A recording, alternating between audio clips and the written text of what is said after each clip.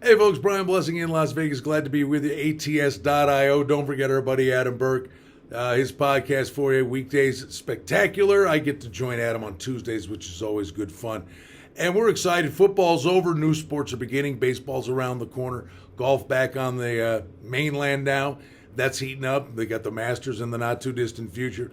But NASCAR gets going again. And they start with their biggest race of the year, the Daytona 500. Now, we'll get to the Daytona 500. We'll get through qualifying, which really doesn't mean a hill of beans in restrictor plate racing.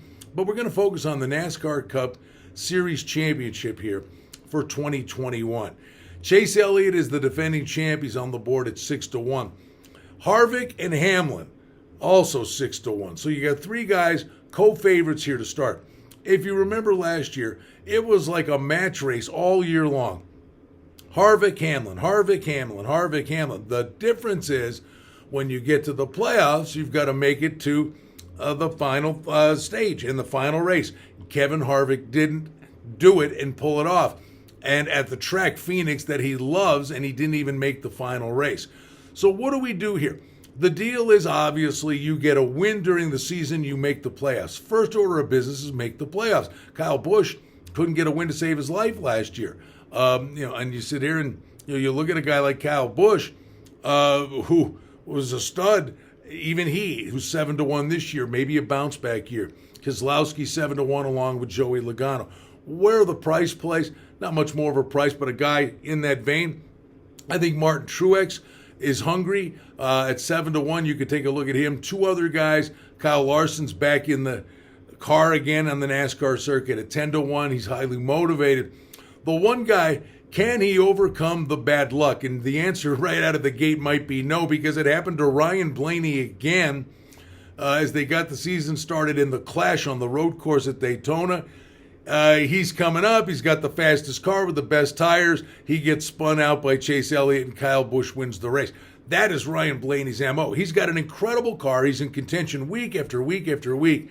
The guy is just... he's almost cursed. I mean, the bad luck Blaney had last year, maybe this is the year he starts to get a couple of W's here, get this guy in the playoffs. Blaney always has a good car. I think he's flying under the radar. If he can just shed that bad luck aspect of his game here, I'd say Ryan Blaney has a big shot to be the NASCAR Cup Series champion on the board at 12-1. I hate the word value. There's no value in ripping up a losing ticket. But from a value perspective, the price is right to take a look at Ryan Blaney. And you have to respect Harvick and Hamlin and Elliott and Logano and Keselowski and the same cast of characters. But I think Martin Truex is another guy that has, to a degree, some bad luck, but he's got some serious aggressiveness to his game. These are the main contenders for the championship. The individual races, some long shots are going to come in for us, but looking big picture down the road, I'll saddle up with two guys, Ryan Blaney and Martin Truex, to win the NASCAR Cup Series Championship.